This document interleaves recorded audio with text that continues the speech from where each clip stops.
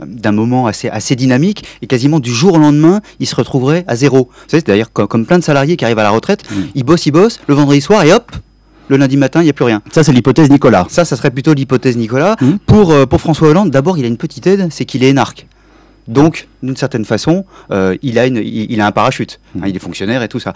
Et puis lui, aussi grosse dynamique, et d'un seul coup, il va se retrouver en Corrèze. Alors, vous savez que Nicolas Sarkozy en parle beaucoup, dit-on, qu'il joue avec l'idée. Être licencié quand on a le poste dont on a toujours rêvé. On pourrait dire que voilà, on est allé au terme de son projet, non ? Absolument. Donc, mais le problème, c'est qu'est-ce qu'on fait? Alors là, vous dites, il y a Julia, il y a Carla, il est avocat, il connaît du monde, il a un bon réseau de... Ça vous semble logique de présenter les choses comme ça? C'est-à-dire qu'on sait bien qu'après la cinquantaine, quand on perd son emploi, globalement, c'est la pire des situations. C'est-à-dire qu'il n'y a pas... c'est la pire des situations aujourd'hui. Quelqu'un qui perd son emploi après 50 ans a quasiment aucune chance de le retrouver. Sauf grâce à son réseau. Et de ce côté-là, Sarkozy, c'est pas trop mauvais. Donc c'est grave pour tout le monde, sauf pour Nicolas Sarkozy. Ça sera beaucoup moins grave pour lui, oui. Alors, à contrario, on pourrait se dire François Hollande, s'il ne devient pas président de la République, dans son CV, il n'aura que président du Conseil général de la Corrèze. Avec le respect que nous devons à nos auditeurs corréziens, j'allais vous dire, c'est peut-être pas non plus le summum pour retrouver un boulot.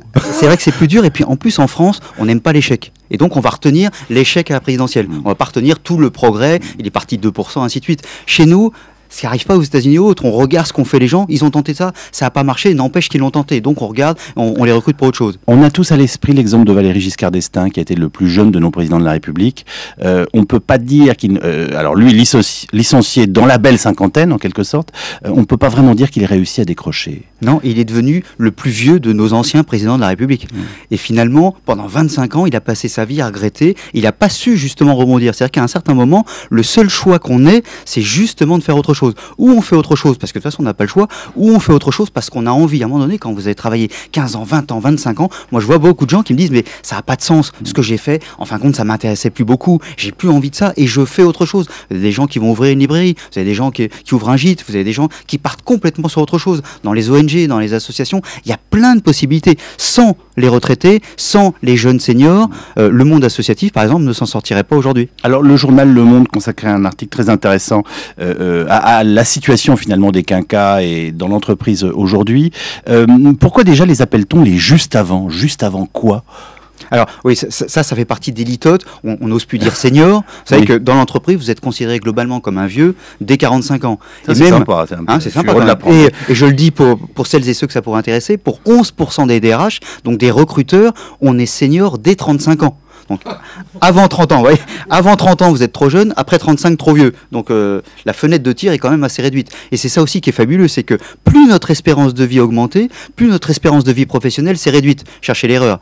Et donc il y a une image comme ça très très négative assurée aux seniors. Mais la notion de juste avant, ça s'applique à quoi? C'est juste avant quoi? Juste avant, alors, il y a deux éléments de juste avant. Il y a juste avant, à quelques années près, comme mon cousin qui a 3 ans de plus, j'aurais été à la retraite. Ou juste avant, tous les changements qu'il y a eu. Parce que mais quoi, juste avant le Minitel, juste avant Internet, juste avant le iPhone, portable, le machin, le truc, le bidule. Et finalement, quand on regarde bien, les seniors d'aujourd'hui sont des gens qui se sont adaptés comme jamais personne ne s'est adapté. Finalement, c'est la génération de l'adaptation. On dit toujours, oui, les jeunes, ils s'adaptent mieux. C'est pas vrai. Ceux qui aujourd'hui, les jeunes, c'est facile, ils sont nés avec. Donc, c'est pas l'adaptation. Quand vous êtes né avec l'anglais, vous n'êtes pas adapté à l'anglais, vous le parliez à la naissance. Là, ce sont des personnes qui ont passé leur vie à rattraper le truc et qui l'ont finalement très bien rattrapé avec une petite différence. C'est au lieu d'être passionnés par toute la technique, ils ont juste été passionnés par à quoi ça pouvait servir et parfois à desservir. Donc là, vous venez nous expliquer qu'en fait, ils sont particulièrement adaptable, contrairement à ce qu'on pense. Exactement. On a un discours qui est toujours négatif sur les seniors. Or, ceux qui font la preuve de leur capacité d'adaptation, ce sont les seniors. Alors, le contrat de génération chez François Hollande, Sarkozy qui souhaite relancer l'emploi des seniors, c'est pour faire joli ou ce sont des vraies mesures? Est-ce que vous avez l'impression qu'on parle des quinquas et des gens plus âgés dans cette campagne électorale? Très très peu. On est un peu emmerdé avec cela. D'un côté, on en parle parce que dans le vote, ils sont importants, 1/3 des votants actifs, et de l'autre côté, comme ce qu'on a fait depuis 20 ans, ça n'a pas marché, on est un peu ennuyé, et puis troisièmement, en termes d'image, c'est toujours mieux de parler des jeunes que de parler des plus âgés. Quand vous nous disiez tout à l'heure, les DRH, avant 35 ans, c'est trop tôt, après 35 ans, c'est trop tard, mais on les forme à penser comme ça voilà. Comment en arrive-t-il à avoir ce type de jugement? C'est plutôt ça ma question.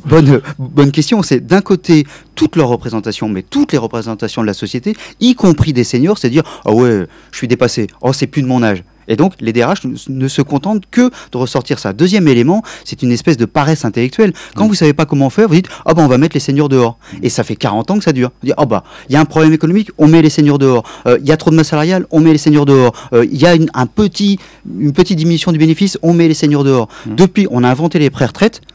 En 1964, et puis à partir de 1974, ça a été l'explosion des pré-retraites, et c'est quand même une sorte d'hémiplégie intellectuelle. C'est-à-dire, pendant que je fais les pré-retraites, j'arrête de penser. Merci beaucoup Serge Guérin. En attendant, c'est donc Poutou qui est retourné à l'usine, qui va retourner à l'usine, et Nathalie Arthaud qui va reprendre ses cours. Bonne journée à vous. Bonne journée. Bonne journée à tous, Vincent. Et merci vieux, hein, j'ai envie de dire, parce que voilà. Salut vieux.